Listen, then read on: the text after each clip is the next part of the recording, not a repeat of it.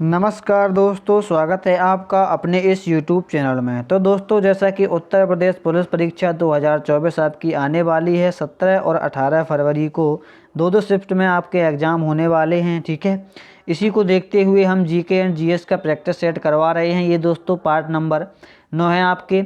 अगर आपने part number 8 नहीं देखे हैं तो जाके आप देख लीजिएगा। बहुत ही इम्पोर्टेंट क्वेश्चन आपके इसमें रखे गए हैं।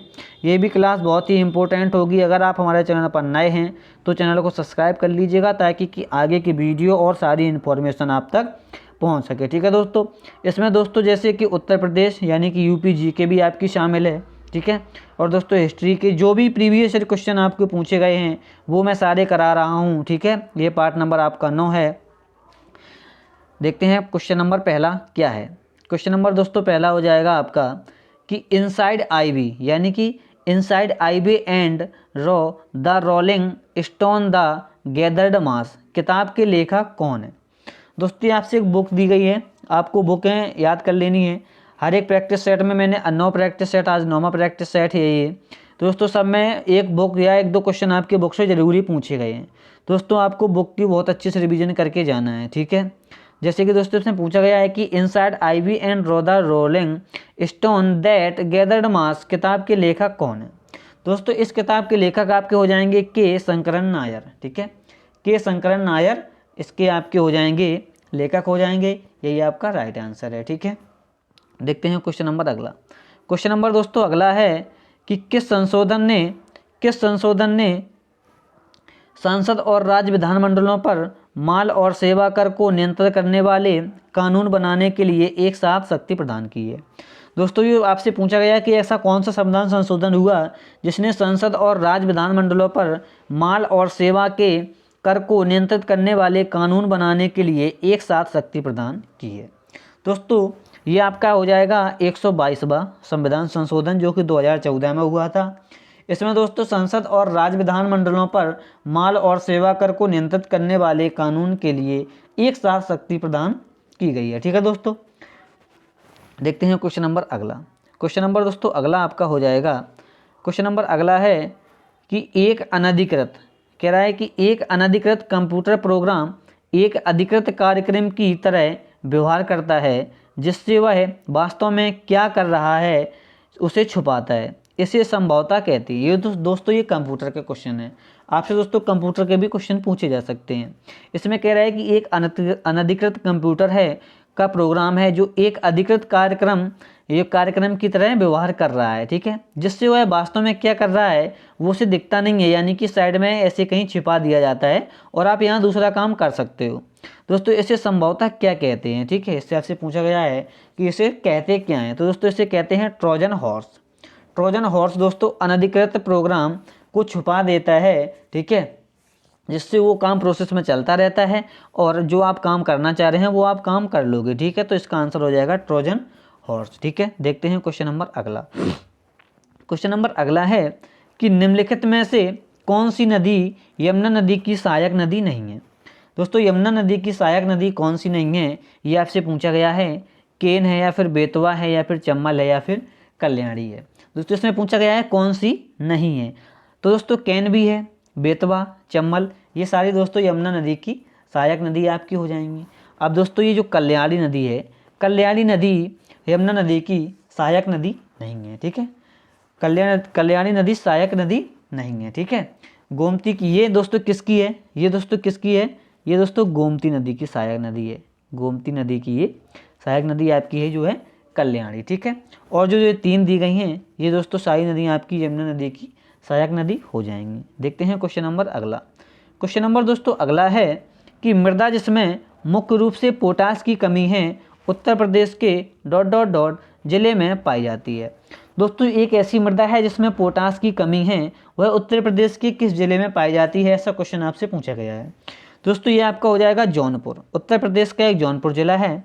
इसमें दोस्तों जो मृदा है मुख्य रूप से उसमें पोटास की कमी है। ठीक है, देखते हैं क्वेश्चन नंबर अगला। क्वेश्चन नंबर अगला दोस्तों हो जाएगा कि उत्तर प्रदेश का निम्नलिखित में से कौन सा जिला है जो बुंदेलखंड क्षेत्र का हिस्सा नहीं है। अब दोस्तों देखिए जो बुंदेलखंड है दोस्तों इसका पूछा गया है कि कौन सा हिस्सा है। ठीक है, तो दोस्तों चंदौली, औरैया, महोबा और एटा।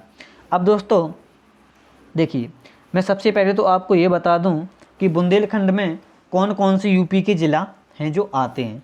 सबसे पहले दोस्तों आपका हो जाएगा झांसी, झांसी हो जाएगा, ठीक है। और दोस्तों हो जाएगा आपका बांदा, बांदा। और दोस्तों हो जाएगा आपका महोबा, बांदा, महोबा हो जाएगा। और दोस्तों हो जाएगा आपका चित्रकूट, चित्रकूट भी आपका बुंदेलखंड के अंतर्गत आता है। और दोस्तों जालौन, क्या हो जाएगा, जालौन। और दोस्तों कौन हो जाएगा, हमीरपुर, हमीरपुर, हमीरपुर, ठीक है, हमीरपुर। और दोस्तों एक आपका और है ललितपुर। कौन सा है, ललितपुर, ये झांसी के पास पड़ता है, ठीक है। तो दोस्तों ये 1 2 3 4 5 6 7, ये दोस्तों 7 जिला हैं आपके जो बुंदेलखंड के अंतर्गत आते हैं। अब दोस्तों इस ऑप्शन में आपको देखना, ये चंदौली भी नहीं आएगा, औरैया भी नहीं आएगा, एटा भी नहीं आएगा, Mahoba is the right answer है। ये दोस्तों इसका हिस्सा है। अगर आपको महोबा ना दिया गया हो तो दोस्तों आप याद कर लेना, झांसी, बांदा, महोबा, चित्रकूट, जालौन, ललितपुर और हमीरपुर, ये दोस्तों बुंदेलखंड के हिस्से हैं, ठीक है। देखते हैं क्वेश्चन नंबर अगला। क्वेश्चन नंबर अगला हो जाएगा कि अशोक स्तंभ में उत्कीर्ण किए हुए शेर का मुख है जो, जिसे भारत सरकार द्वारा राष्ट्रीय प्रतीक के रूप में अपनाया गया है, डॉट डॉट डॉट के संग्रहालय में संरक्षित है। तो दोस्तों जो अशोक के उत्कीर्ण से शेर का मुख है, जिसे भारत सरकार द्वारा राष्ट्रीय प्रतीक चिन्ह अपनाया गया है, वो दोस्तों किस संग्रहालय में संरक्षित है, ठीक है। तो दोस्तों ये आपका हो जाएगा सारनाथ, सारनाथ में ये इसका चिन्ह है जो वो संरक्षित है, ठीक है। सारनाथ संग्रहालय में ये संरक्षित है, ये आपको याद करके रख लेना है, ठीक है। देखते हैं क्वेश्चन नंबर अगला। क्वेश्चन नंबर अगला है कि चंदेल शासन के दौरान उत्तर प्रदेश का निम्नलिखित में से कौन सा क्षेत्र है जो जीजक भुक्ती या जय होटी के नाम से जाना जाता था, ठीक है। जो दोस्तों इसने पूछा है चंदेल के जो शासन के दौरान जो उत्तर प्रदेश में निम्नलिखित में से कौन सा क्षेत्र है जो जीजक भुक्ती या जय होटी के नाम से जाना जाता था। दोस्तों ये आपका है बुंदेलखंड, बुंदेलखंड इसका राइट आंसर हो जाएगा। इसे ही दोस्तों चंदेल शासन के दौरान जीजक भुक्ती या जय होटी के नाम से जाना जाता था, ठीक है। देखते हैं क्वेश्चन नंबर अगला। क्वेश्चन नंबर अगला दोस्तों हो जाएगा कि उत्तर प्रदेश को महिलाओं से संबंधित पहली पत्रिका डॉट डॉट 1847 में प्रकाशित करने का भी श्रेय जाता है, जिसके संपादक भारतेंदु हरिश्चंद्र थे। दोस्तों आपसे पूछा गया है कि जो उत्तर प्रदेश को महिलाओं से संबंधित पहली पत्रिका थी, जो उत्तर प्रदेश की महिलाओं से संबंधित थी, भारतेंदु हरिश्चंद्र जिसके संपादक थे, उसका श्रेय 1847 में प्रकाशित करने का भी श्रेय जाता है। वह दोस्तों कौन सी पत्रिका आपकी है, तो ये दोस्तों आपकी हो जाएगी बालबोधिनी पत्रिका। बालबोधिनी जो है पत्रिका आपकी महिलाओं से संबंधित पहली पत्रिका है, ठीक है। ये आपकी बालबोधिनी हो जाएगी, ये राइट आंसर आपका हो जाएगा बालबोधिनी, ठीक है। देखते हैं क्वेश्चन नंबर अगला। क्वेश्चन नंबर अगला है कि प्रसिद्ध सितार वादक नवाब इनायत खान उत्तर प्रदेश के डॉट डॉट डॉट कहाँ से संबंधित थे। दोस्तों आपसे पूछ रहा है कि जो सितार वादक हैं प्रसिद्ध नवाब इनायत खान, वो उत्तर प्रदेश के किस जिले से संबंधित हैं, एटा से, इटावा से, औरैया से या फिर फिरोजाबाद से, ठीक है। दोस्तों आपको बताना है, दोस्तों इसका राइट आंसर हो जाएगा ये इटावा, इटावा से संबंधित हैं जो नवाब इनायत खान है जो सितार वादक थे। ये आपको याद करके रख लेना है। अगर दोस्तों इनका नाम आ जाए और दोस्तों पूछा जाए कि ये किस घराने से संबंधित हैं, दोस्तों इमदाद खानी घराना, कौन सा, इमदाद खानी इनका घराना हो जाएगा। ये आपको याद करके रख लेना है, इमदाद खान घराना, ठीक है। देखते हैं क्वेश्चन नंबर अगला। क्वेश्चन नंबर दोस्तों अगला क्या हो जाएगा कि तीसरी बौद्ध परिषद, जो दोस्तों तीसरी बौद्ध परिषद किस शहर में आयोजित की गई थी। तीसरी बौद्ध परिषद जो है वो किस शहर में आयोजित की गई थी, यांगून में या पाटलिपुत्र में या वैशाली में या फिर राजगीर में। तो दोस्तों ये आपकी की गई थी पाटलिपुत्र में, पाटलिपुत्र में जो तीसरी बौद्ध परिषद आयोजित की गई थी, ठीक है। और दोस्तों इसकी अध्यक्षता किसने की थी। अगर दोस्तों आपसे पूछा जाए कि जो तीसरी बौद्ध संगति हुई थी, मतलब परिषद से हुई थी किस शहर में, इसकी अध्यक्षता किसने की थी, तो दोस्तों मोगलीपुत्र तिस्स ने, ठीक है। किसने, तिस्स ने, मोगलीपुत्र थे ये, तिस्स थे, ठीक है। ये इन्होंने इसकी अध्यक्षता की थी, ठीक है। देखते हैं क्वेश्चन नंबर अगला। क्वेश्चन नंबर अगला हो जाएगा कि भारतीय रिजर्व बैंक की स्थापना किस वर्ष हुई थी। दोस्तों भारतीय रिजर्व बैंक की स्थापना 1935 में हुई थी। 1 अप्रैल, ये आपको याद कर लेना है, 1 अप्रैल 1935। कभी कभी क्या है कि ईयर दे के आपसे डेट पूछ दी जाती है, ठीक है। और दोस्तों ये भारतीय रिजर्व बैंक जो अधिनियम है ये दोस्तों किसके 1934 भारतीय रिजर्व बैंक अधिनियम 1934 के तहत इसे स्थापना इसकी 1935 में हुई थी, 1 अप्रैल 1935 को, ठीक है। देखते हैं क्वेश्चन नंबर अगला। क्वेश्चन नंबर अगला हो जाएगा जो दोस्तों चेम्माचेरी कुन्हीरमण नायर निम्नलिखित में से किस नृत्य रूप से उल्लेखनीय नर्तक हैं। दोस्तों ये नाम है आपका चेम्माचेरी कुन्हीरमण नायर। ये दोस्तों किस नृत्य से संबंधित हैं, यानी कि या फिर ये किस नृत्य की नर्तक हैं, ये आपसे पूछा गया है। तो दोस्तों ये आपके हो जाएंगे कथकली के ये दोस्तों नर्तक हैं जिनका नाम है चेम्माचेरी कुन्हीरमण नायर, ठीक है। ये दोस्तों किसके हैं, कथकली के ओके हो जाएंगे, ठीक है। देखते हैं क्वेश्चन नंबर अगला। क्वेश्चन नंबर अगला है कि भारत के संविधान का निम्नलिखित में से कौन सा भाग नागरिकता से संबंधित है। दोस्तों आपसे पूछ रहे हैं कि जो भारत के संविधान का है कौन सा भाग है जिसमें दोस्तों नागरिकता को भाग है जो नागरिकता को दिखाता है, ठीक है। नागरिकता से संबंधित उसमें आर्टिकल दिए गए हैं, ये दोस्तों आपका कौन सा भाग हो जाएगा। दोस्तों ये आपका है भाग 2 है जो नागरिकता से संबंधित है, ठीक है। इसमें दोस्तों अनुच्छेद कौन कौन से आ जाएंगे आपके 5 से 11 तक, 5 से 11 अनुच्छेद हैं, ठीक है, वो नागरिकता से संबंधित, ठीक है। देखते हैं क्वेश्चन नंबर अगला। क्वेश्चन नंबर अगला हो जाएगा आपका कि दोस्तों भारत के संविधान के अनुच्छेद 24 के तहत ... वर्ष से कम आयु के बच्चों को किसी कारखाने में काम करने के लिए नियोजित नहीं किया जा सकता है। दोस्तों जो भारत का संविधान के अनुच्छेद 24 है पूछ रहा है कि इसके तहत कितने से कम वर्ष के बच्चों को कारखानों में काम करने के लिए कोई प्रायोरिटी नहीं दी जाएगी, ठीक है, यानी उनको काम करने नहीं दिया जाएगा। तो दोस्तों ये आपका आंसर हो जाएगा 14 है, 6 यानी कि 24 के तहत 14 वर्ष से जो कम बच्चे हैं उनको कारखानों में काम के लिए नहीं लिया जाएगा, ये एक अपराध है, ठीक है दोस्तों। देखते हैं क्वेश्चन नंबर अगला। क्वेश्चन नंबर अगला दोस्तों हो जाएगा कि जो भारत के संविधान का निम्नलिखित में से कौन सा अनुच्छेद है जो राष्ट्रपति के चुनाव की प्रक्रिया से संबंधित है। अब दोस्तों इसमें पूछ रहे हैं कि जो कौन सा इसमें अनुच्छेद है जो राष्ट्रपति के चुनाव की प्रक्रिया से संबंधित आपका हो जाएगा। दोस्तों ये आपका हो जाएगा अनुच्छेद 55। अनुच्छेद 55 है जो राष्ट्रपति चुनाव की प्रक्रिया से आपका संबंधित है, ठीक है दोस्तों। देखते हैं क्वेश्चन नंबर अगला। क्वेश्चन नंबर अगला है कि निम्नलिखित में से कौन भारत में पहली लोकसभा के उपसभापति थे। दोस्तों इसमें पूछा गया कि जो भारत में पहली जो लोकसभा थी उसके उपसभापति कौन थे, ठीक है। तो ये दोस्तों थे आपके एम अनंत सैनम अयंगर, ठीक है, एम अनंत सैनम अयंगर, ठीक है दोस्तों। ये दोस्तों कब तक रहे थे 1952 से 1956 तक, ठीक है, 1956 तक ये रहे थे, ये उपसभापति थे, ठीक है। देखते हैं क्वेश्चन नंबर अगला। क्वेश्चन नंबर अगला हो जाएगा कि भारत के संविधान का अनुच्छेद 66 किससे संबंधित है। दोस्तों आपसे पूछ रहा है कि जो भारत के अनुच्छेद है संविधान का अनुच्छेद 66 है ये दोस्तों किससे संबंधित है। दोस्तों ये आपके हो जाएगा संसद के सदनों की अवधि है जो वो अनुच्छेद 66 दिखाता है।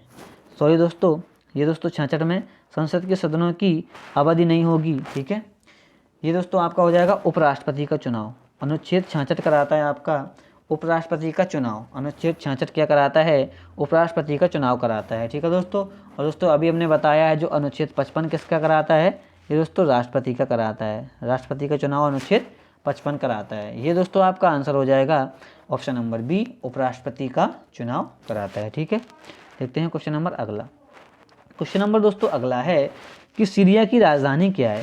दोस्तों हर एक प्रैक्टिस सेट में आपसे एक या फिर दो क्वेश्चन राजधानी या फिर मुद्रा से आपसे पूछे जा रहे हैं, तो ये आपको राजधानी आपको जरूरी याद करके रख लेना है, ठीक है। तो दोस्तों इसमें पूछा गया है कि सीरिया की राजधानी क्या है। दोस्तों सीरिया की राजधानी हो जाएगी आपकी दमिश्क। क्या हो जाएगी, दमिश्क हो जाएगी आपकी सीरिया की राजधानी, ठीक है। देखते हैं क्वेश्चन नंबर अगला। क्वेश्चन नंबर अगला है कि म्यांमार की मुद्रा निम्नलिखित में से कौन सी है। अब दोस्तों म्यांमार की मुद्रा आपसे पूछ दी गई है, ठीक है।